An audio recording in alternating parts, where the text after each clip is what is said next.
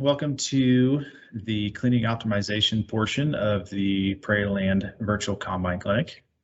My name is Ben Eppenbach. I work with the sales department here at the McPherson location, and I will be your presenter on this topic. When we think about the cleaning aspect of our combines, well, we think about how clean can we actually get our grain tank sample. A clean grain tank sample leads to less dockage at the elevator, and there's many aspects of our machine that all work together to get the cleanest sample that we can. Starting here, looking more towards the front of the machine, we're looking at our shoe auger bed. And these shoe augers lie directly under the front part of the rotor underneath the concaves. Where grain and material other than grain falls from the rotor through the concaves and into the shoe auger beds. The shoe augers then feed the grain and material up into the fixed front chaffer. One important aspect here that seems to be commonly overlooked are these shoe auger bed dividers, which is shown on the right-hand side. These shoe auger bed dividers play a crucial role in making sure that we get all of these augers evenly loaded up with material, so that way we can evenly load our chaffer.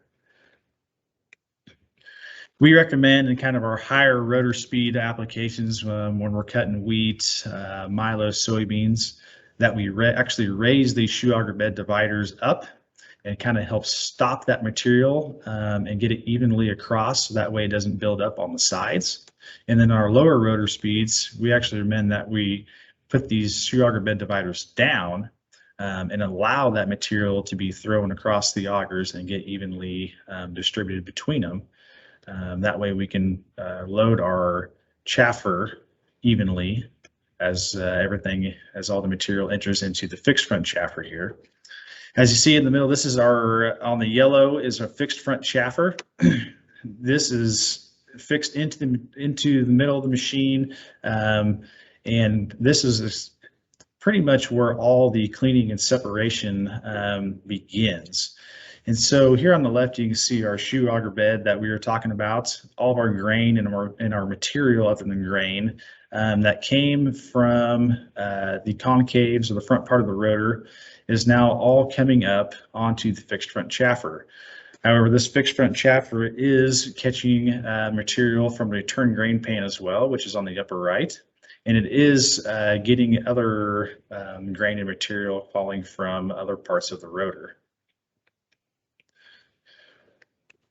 This here is a perfect example of why it is important to use our shoe auger bed dividers in the aspect of getting our chaffer loaded evenly.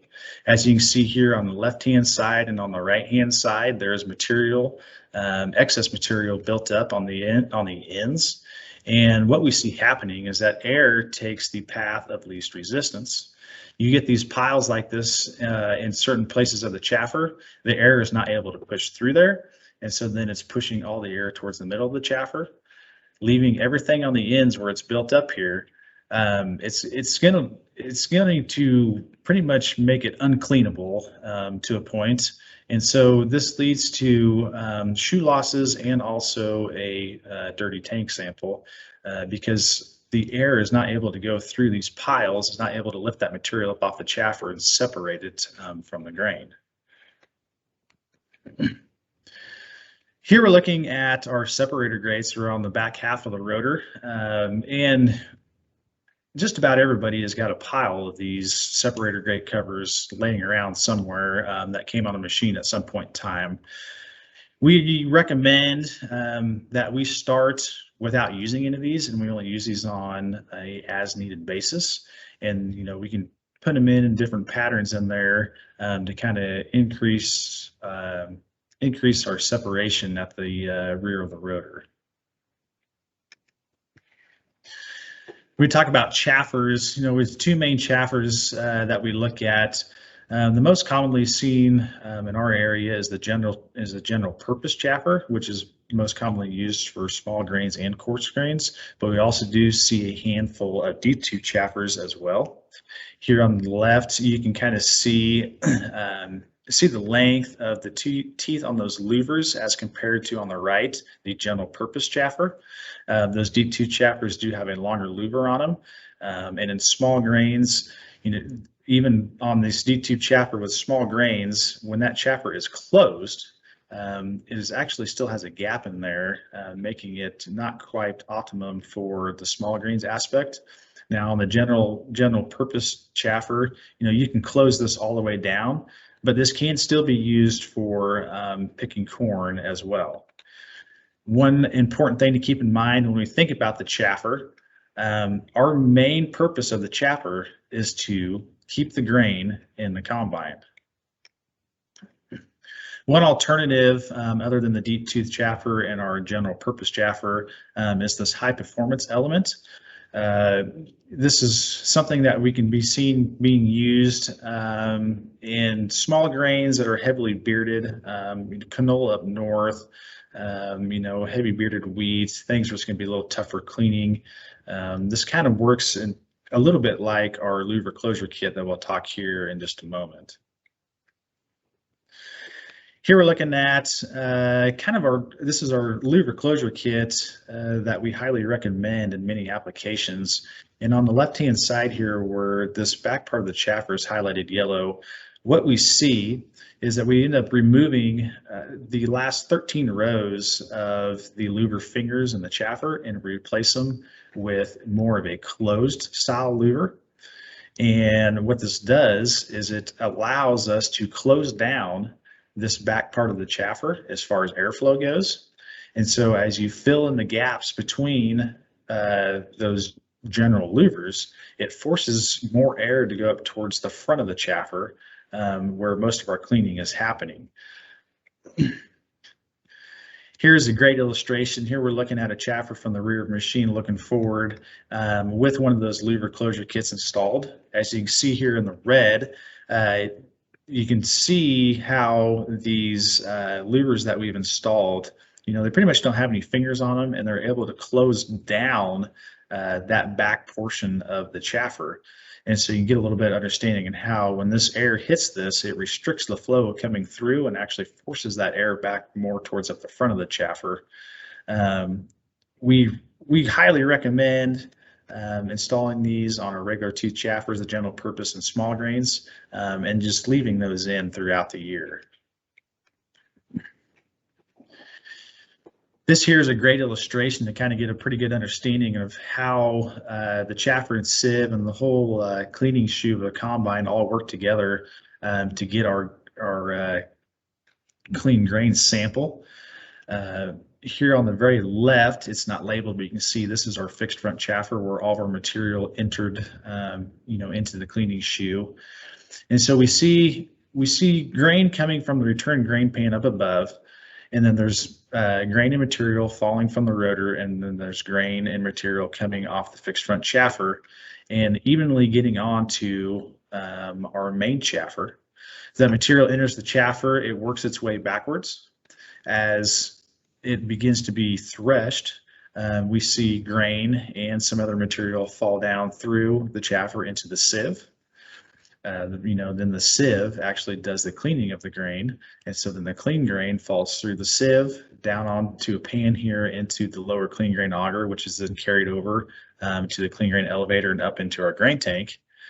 Anything that is left unthreshed that has worked its way to the back of the chaffer and the back of the sieve is then rolled over the back, falls down into the return grain system, which then goes to an auger and over into our return grain elevator to make one more trip through the combine. What we see here is actually the sieve itself with the chaffer removed. The chaffer would be sitting up above this. As stated before, our main purposes of our chaffer is to keep the grain in the combine. When we talk about our sieve, our main purpose of our sieve is to actually clean the grain and get the excess material off that grain and separate the last bit of the material into tailings and into clean grain that goes to our tank. Looking here at our class 5, 6, and 7 machines, what we're seeing here is our return grain elevator. And so All the tailings and the return that we were talking about coming off the sieve and chaffer goes to an auger, which ties into this elevator and is carrying it up back to the rotor. It dumps it into the rotor kind of in the fifth position, as you can see here where it's highlighted blue, where we recommend running a cover band to kind of help increase the threshing and the capacity of our machines.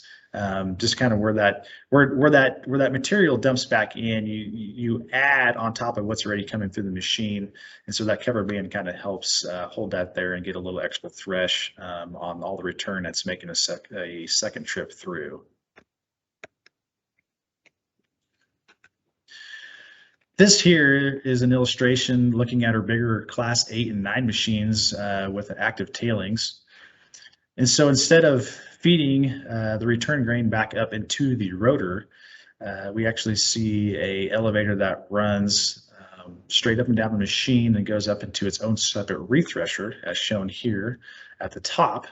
This rethresher then threshes the material and grain one more time before it is dumped into a metering tube. This metering tube here evenly distributes all of the excess grain and material that came from the return, evenly distributes that back onto the return grain pan, and it does that by having these holes here that get larger as they move further away. So as that material works from the right-hand side to the left-hand side of the machine, those holes get larger, evenly distribute that pan, which then lets us evenly reload our chaffer as it makes a second trip through the machine. Air movement is a crucial and a very important aspect of getting a clean grain tank sample. This is kind of a base illustration here showing air coming up through the fixed front chaffer element here, and then the rest of the remainder air going up through our main sieve and chaffer here towards the rear. And how the air moves through is a pretty important aspect on how clean we're going to actually be able to get our grain. We're looking here at a cleaning shoe on our class 5, 6, and 7 machines, where we're looking at 20% of our air being directed into the fixed front chaffer element and 80% of our air being directed into the main chaffer itself. And on our class 8 and 9 machines that have a front chaffer extension installed on them, we're going to be seeing 30% of our air going up towards the fixed front chaffer because of the increased area with that chaffer extension, and 70% of our air going back towards the main chaffer itself. We see here a good illustration looking into a class 8 and 9 machine of that fixed chaffer extension. Here's our fixed front chaffer, and in the red is the extension that is bolted on. We see this being being used and optimized in high yielding corn crops, running bigger corn heads. But as we move into our small grains, we actually recommend removing that chaffer extension, and in place of that chaffer extension, installing these. They're a plastic finger, black plastic finger that bolts just directly onto the rear of the fixed front chaffer. This kind of helps our optimization and cleaning on that small grains. Earlier, we were talking about the differences of the percentages of air going to the fixed front chaffer as compared to going to the main chaffer itself. That air is distributed by the windboard, as you see here on the yellow in this diagram on the left, and in the green on the diagram on the right. That windboard is what actually is dividing our air and telling it where to go within our machine. We do recommend in our bigger class 8 and 9 machines, when we remove that chaffer extension, we do recommend running the smaller class 5, 6, and 7 windboard, because to get it to act kind of like our 5, 6, and 7 machines that don't have that extension installed in. Here on the right is a really good comparison overlay look of the 20% windboard as compared to our 30% windboard. The yellow is the 20% that we're seeing in our 5, 6, and 7 class machines, and the green underneath is our 30% win board that we're seeing in our bigger class 8 and 9 machines. Keep in mind on our Prairie Land website that we have all sorts of good material that we've accumulated out there for you guys to look at any given point in time. If you have any questions or want to learn more about any part of combines, be sure to check out our Prairie Land website and look at all of our material there. There's lots of good information and lots of questions that can be answered just by going through these videos. Thank you for taking the time to attend our virtual combine clinic, and I hope you find these beneficial.